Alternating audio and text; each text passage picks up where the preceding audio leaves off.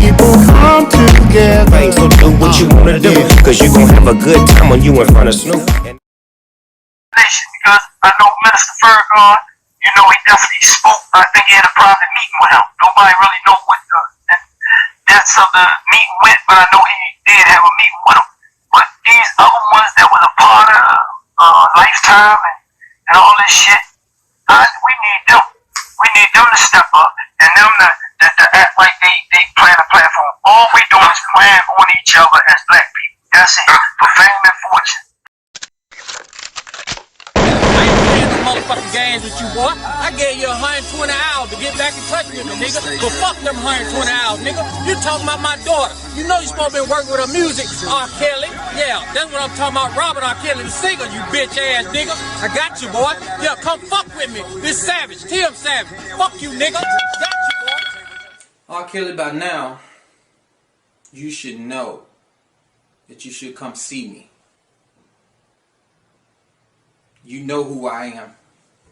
You know who you have at your house. My daughter, Jocelyn Savage. My name is Tim Savage.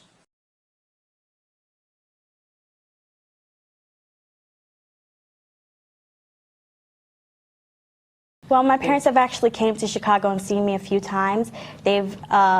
I've talked to them. They stopped answering my calls. You know what they say? They say that you were brainwashed. I talked to your dad last night. He says, my daughter is brainwashed, and he's very concerned. He said he was here 2 days ago, and you wouldn't even look him in the eye. Okay, I wouldn't look him in the eye because he's a liar, and he's a manipulative liar. I'll tell you why they're concerned, Azrael, because they say she's 17. We found text messages that indicated that she was having sex with R. Kelly when she was 17. Is that true? No, that is a lie. That is a lie. I was not having sex with him at 17. Why would they want to lie about you, their daughter? Okay, so when I first met Robert, my parents told me to lie about my age.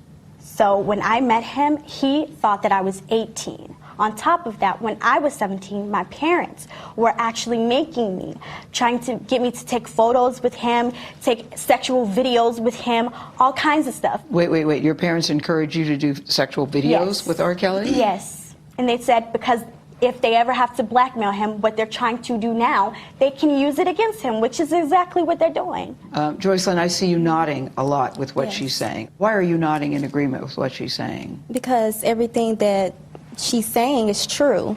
Our parents are basically out here just to get money, and your they're parents, scamming. You're saying the same as saying. Well, both of our parents are basically out here. They're trying to get money and scam because they didn't agree on what happened, you know, with music or wherever it could be, and they're just very upset. This is the first time hearing, to be honest with you, that your parents are trying to get money from R. Kelly.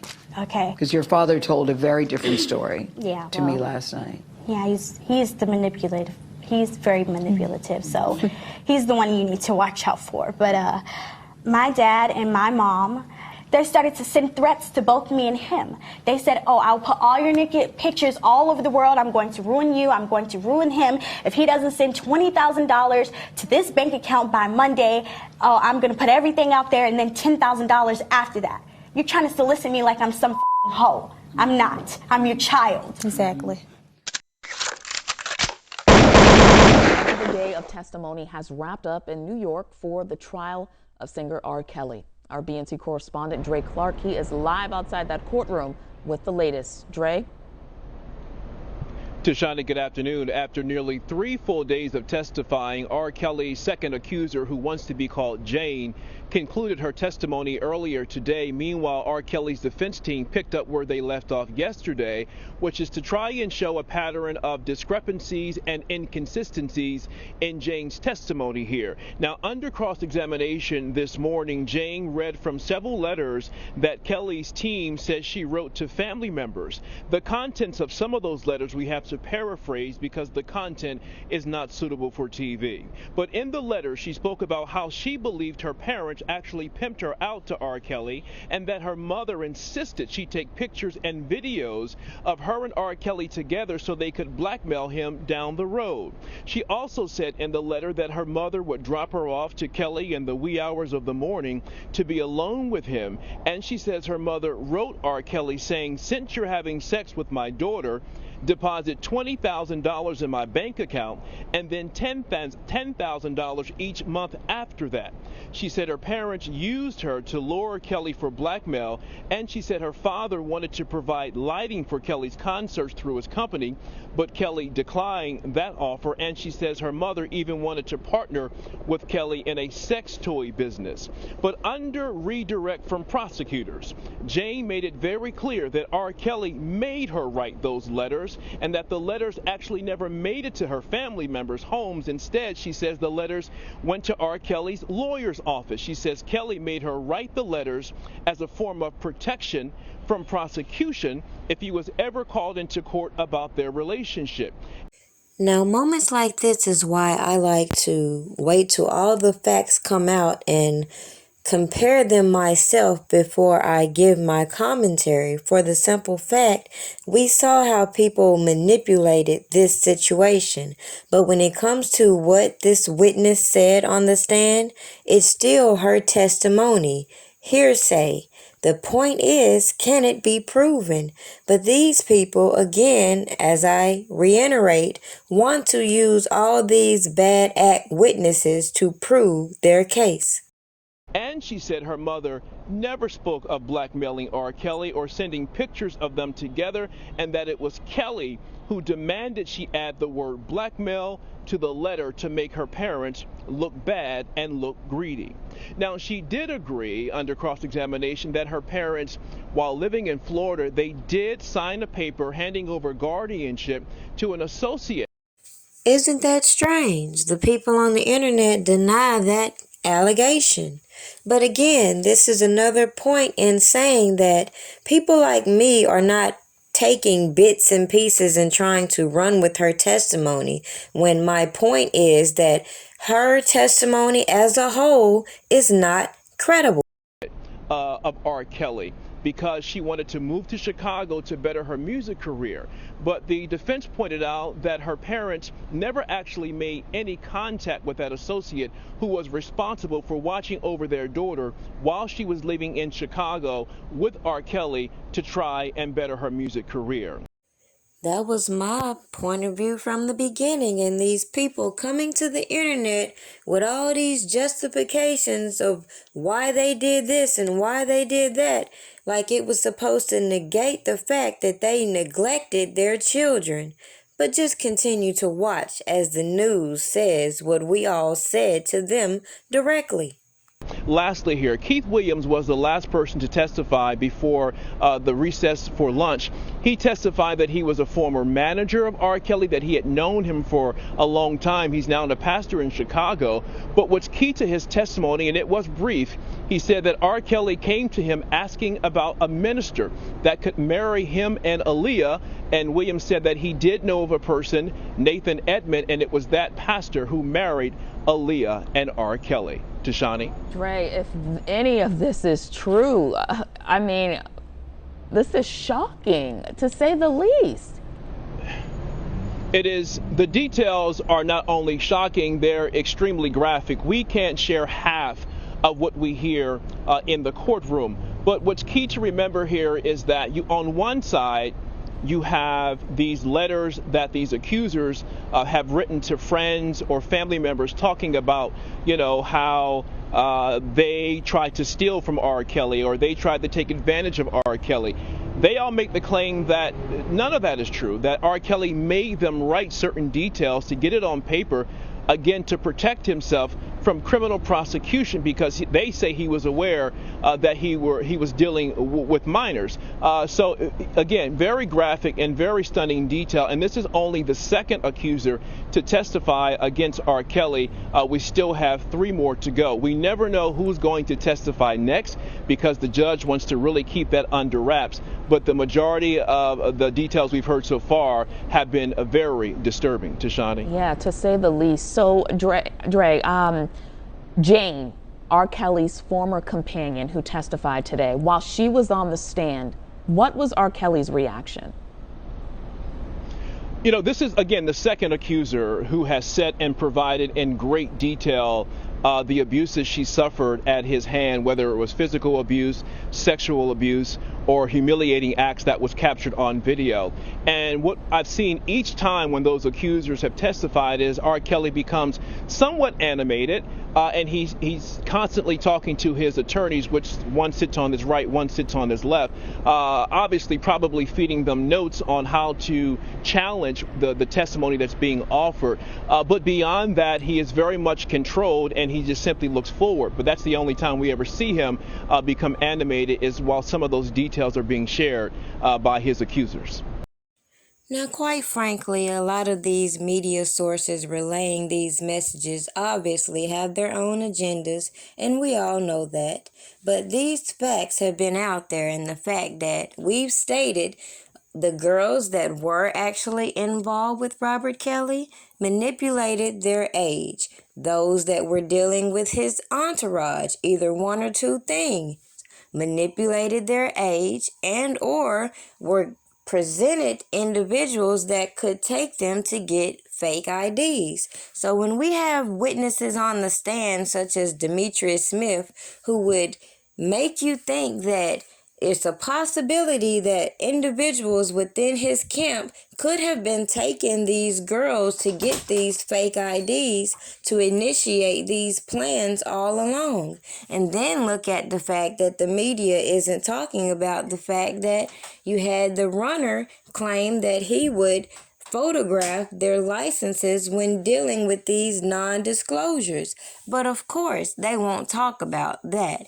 Anything that will give you reasonable doubt to believe that something happened or something occurred that would mislead Robert Kelly into believing the girls that he were dealing with were of legal age, which is what these people have said from the beginning, that he made sure these girls were of legal age. But then we know they had to reconstruct the narrative to make what he did a crime.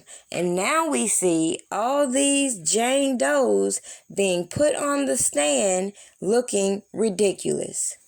So just my opinion, in an effort to deflect, they want to give you all these salacious stories. Oh, he made me smear feces on my face. Well, it seems like to me they need to have some of these Jane Does checked into mental facilities and not in the courtroom. But anyways, let's talk about this other guy, Keith Williams, who says that Robert Kelly asked him about this preacher who married him, allegedly.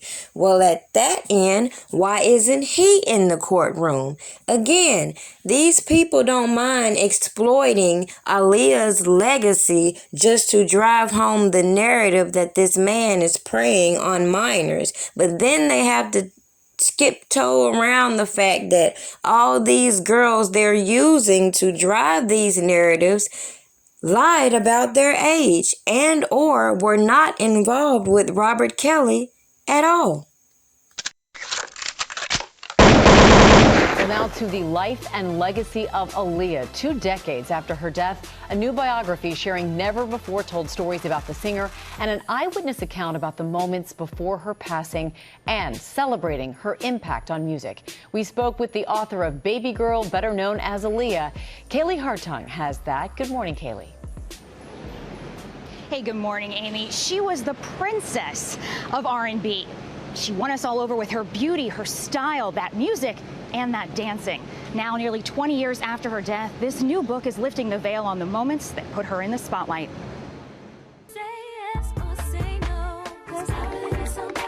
She was that somebody. a teen R&B phenom that grew up before our eyes and helped define a generation. Aaliyah Houghton, simply known as Aaliyah, reaching the top of the charts and our hearts in the 90s and early 2000s with undeniable hits like One in a Million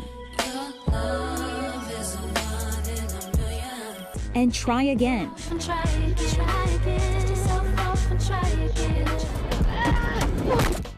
And starring alongside Jet Li in the blockbuster film Romeo Must Die. She was poised to take over the world until at just 22 years old, her life was cut tragically short. On August 25, 2001, a charter plane carrying her and 8 others crashing minutes after taking off from the Bahamas. Now, 20 years later, a new book by author and journalist Kathy Iondoli, titled Baby Girl, better known as Aaliyah, is reporting new details about her death and enduring legacy. She died a few weeks before 9/11, so that ended up overshadowing her death in a sense. We weren't able to grieve. What started to happen over the years was Aaliyah became an aesthetic. She became this like mythical creature. She became almost like a statue, a piece of iconography. Iondoli says her perspective provides a fresh take on the star. I wanted to create something that celebrated her because I was sick and tired of the other static that was coming in about her, the other things, the other news. And there's only really one way to tell a story, and it's to provide this panoramic view of the artist. The book also recapping the early years of her career, including a troubling relationship and secret marriage with R. Kelly in 1994. Aaliyah, just 15 at the time. R. Kelly, 27. The marriage soon after annulled. R. Kelly is now facing federal charges for alleged sexual abuse of women and underage girls, including Aaliyah, who prosecutors say had her age forged on their marriage license after Kelly allegedly bribed an official to make it 18. Kelly has pleaded not guilty to all charges. That was not a couple. That was an abusive connection where someone trusted her producer and was preyed upon. I didn't want to bring this up, but over the years and after watching Surviving R. Kelly, I felt it was an obligation as a fan, as a journalist, and as a woman to address it. And a shocking claim making headlines. Iondoli alleging the artist may have been medicated before boarding that fatal flight. I had to tell the story as it was told to me and as the off-record multiple people who spoke about the incident said to me as well.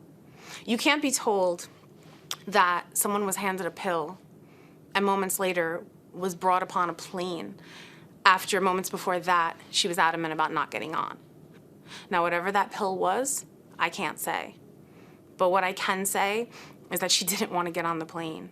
It's strange how they can always distract people from the real topics that should be discussed, and how all these platforms and broadcasting agencies are under the same umbrellas pumping these propaganda-filled stories to distract you. Meanwhile, the people that know somebody that know somebody that know somebody can always fly under the radar with all of their hypocrisy. Now, with that being said, don't you find it odd that all these people are so willing to believe this fake marriage scandal? Well, at the end of the day, if government officials are out here passing out fake IDs all willy-nilly, we have another problem, seems like to me, but nobody wants to talk about that. The only thing I have left is my voice, and now I have to use it for my protection, because they left me no choice. See, my work has nothing to do with my private life, so stay the fuck out of my business and tend to your own damn life. So go ahead, say what you wanna say about who I wanna date, but you won't say that shit to my face, cause you know it ain't shit to say. Next nigga bring me some dumb shit, it's gonna be a misunderstanding, cause niggas that listen to dumb shit are niggas that be on that dumb shit. They need a life cause they ain't got no life, so they always conjuring up dumb shit. Blocking my path, they don't know the half and all, they making assumptions. Just one do assumptions. Cost a man his whole career. Found guilty when you're innocent is the only test I fear. There is one thing that's for sure, and I wanna make this shit clear. I done lived my voice and represented my country for 31 fucking years. Damn it. I admit.